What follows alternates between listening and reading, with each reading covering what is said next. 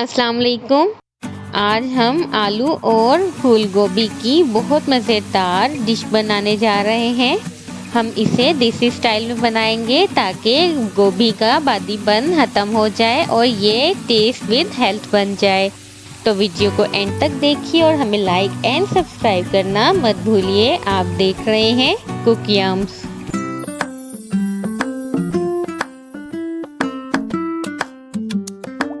यहाँ हमने लिया है 1 kg बंद गोभी का फूल, जिसमें हमने नीचे से जो सख्त इसका पार्ट था ग्रीन, उसको हमने रिमूव कर लिया है। अब इसके जो ग्रीन पार्ट है ऊपर नरम, उसको हमने सेपरेटली काट लिया है, ये देख लीजिए। और इसके ऊपर जो व्हाइट फ्लावर्स होते हैं उनको हमने अलग से काट लिया है इस तरह, ये देखिए। क्योंकि इनकी कुकिंग टाइमिंग चेंज होती है और इन दोनों पार्ट्स का टेस्ट अमेजिंग होता है, इसलिए हम ये दोनों ही ले रहे हैं। साथ ही हम ले रहे हैं एक दरमियाना प्याज, जिसको हमने इस तरह कट कर लिया है।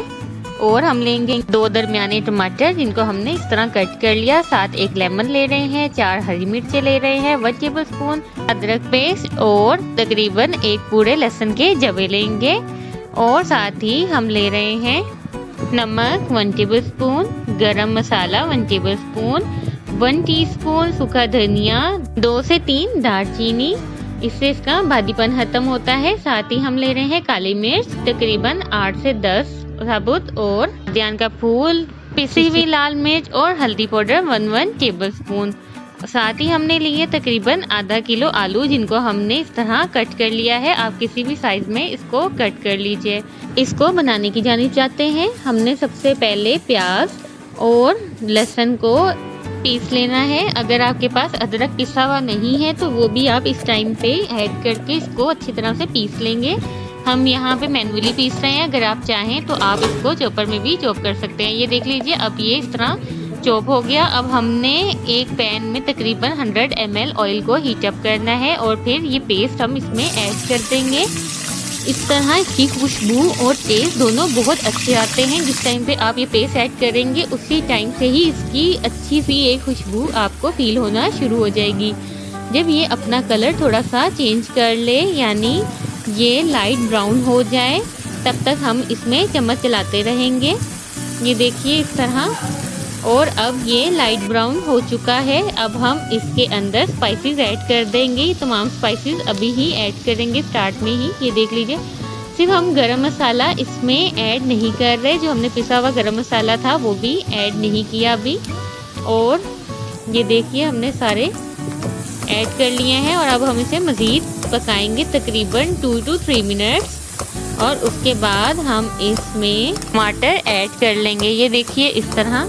अगर आपके पास टमाटर अवेलेबल ना हो तो आप इसमें दही भी यूज़ कर सकते हैं, लेकिन देसी स्टाइल में इसमें टमाटर ही यूज़ किए जाते हैं। ये बहुत ही खुशबूदार बनती है। और ये देखिए, अब हम इसको कवर करके रखेंगे तकरीबन 4 to 5 मिनट्स लो फ्लेम पे, ताकि टमाटर अच्छी तरह से पक जाए। अब देखिए कि टमाटर काफ़ी पक चुके हैं। अब हम इसके अंदर पानी का छींटा लगा लेंगे। हमने वही पानी यूज़ किया है जिसमें हमने प्याज और लहसुन पीसा था। अगर आपके पास वो ना हो तो आप पानी वैसे भी डाल सकते हैं। साथ ही हमने ग्रीन पार्ट जो फूल गोभी का है वो भी इसमें ऐड कर दिया है, क्योंकि उसको पकने में टाइम लगता है। अब हम दोबारा कैप रख लेंगे और इसको लो फ्लेम पे पकाएंगे और टमाटर और ये दोनों चीज़ें इकट्ठी पक जाएंगी। तकरीबन हमने 5 मिनट्स के लिए इसको बंद रखा और अब देखिए ये काफ़ी हद तक पक चुके हैं। अब हम टमाटरों को प्रेस कर लेंगे। हम किसी भी हार्ड स्पून से या वुडन स्पून से इसको प्रेस करेंगे। ये देखिए अब ये काफ़ी सॉफ्ट हो चुके हैं और अब हम इसको प्रेस कर रहे हैं इस तरह, और ये घुलना शुरू हो गए हैं। अब हम इसके अंदर बंद गोभी का वाइट पार्ट, यानी वाइट जो फ्लावर्स होते हैं, वो भी ऐड कर देंगे। देखिए मसाला अच्छी तरह से मिक्स हो गया है और अब हम इसमें फूल ऐड कर रहे हैं। हमने चूंकि प्याज और लहसुन को पहले ही पीस लिया था, इसलिए इसका मसाला जल्द ही तैयार हो गया है। और साथ ही हम इसमें आलू भी शामिल कर लेंगे। ये जो वाइट फ्लावर्स होते हैं ये और आलू का कुकिंग टाइम सेम होता है, इसलिए हमने इनको इकट्ठे ही ऐड कर लेना है। और हम इसको थोड़ा सा मिक्स करेंगे और कवर करके रख देंगे तकरीबन 5 मिनट्स तक, या जब तक कि ये पक ना जाए। अब ये देख लीजिए ये काफ़ी हद तक पक चुका है और इसमें जो हमने स्पाइसेस ऐड किए हैं उसकी वजह से गोभी का बादीपन भी नहीं रहता। और आपको ये मिक्स करके दिखा देते हैं। अब हम इसको भूनेंगे क्योंकि सब्जियां भुनी हुई बहुत अच्छी लगती हैं और इसका टेस्ट और जायका इस भूनने में ही आता है।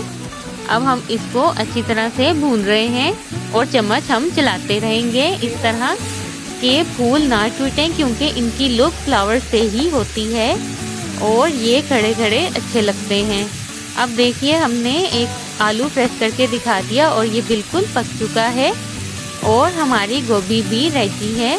अब हम इसको थोड़ा सा मज़ीद भूनेंगे और फिर इसके अंदर अदरक का पेस्ट और हरी मिर्चें भी ऐड कर देंगे। अदरक हमने एंड में ऐड किया है क्योंकि अदरक ऐड करने के बाद हांडी के जलने के चांसेस ज़्यादा हो जाते हैं, इसलिए आमतौर पे अदरक एंड में ऐड किया जाता है ताकि उसकी खुशबू भी अच्छी आए और एंड में ऐड करने की वजह से उसका टेस्ट भी बहुत अच्छा आता है। अगर आप चाहें तो आप अदरक को बारीक काट के भी इसमें ऐड कर सकते हैं, वो भी इसमें बहुत अच्छा लगता है। अब हम इसमें लेमन स्क्वीज़ कर देंगे। लेमन स्क्वीज़ करने से इसका टेस्ट बहुत अच्छा आता है। लेमन अगर आपका थोड़ा ड्राई हो तो उसको पहले आप नीम गर्म पानी में रखें, उससे उसका रस बहुत अच्छे से निकल आता है। और साथ ही हमने गरम मसाला भी ऐड कर दिया है। गरम मसाला भी एंड में ऐड होता है और इसमें गरम मसाला बहुत अच्छा लगता है। अगर आप चाहें तो सर्विंग के टाइम पे भी गरम मसाला मज़ीद ऐड कर सकते हैं। It's up to your taste. अब हम इसको मज़ीद भून रहे हैं और लेमन ऐड करने की वजह से आलू टूटेंगे नहीं। साथ ही अब हम ये बिल्कुल रेडी हो गया है। अगर आप चाहें तो इसके ऊपर हरा धनिया ऐड कर लीजिए। हम यहाँ पे इस पे खुश्क मेथी ऐड कर रहे हैं, उससे इसका बादीपन ख़त्म हो जाता है और इसका टेस्ट और खुशबू मज़ीद बढ़ जाते हैं और ये इसका मज़ा दोबाला कर देता है।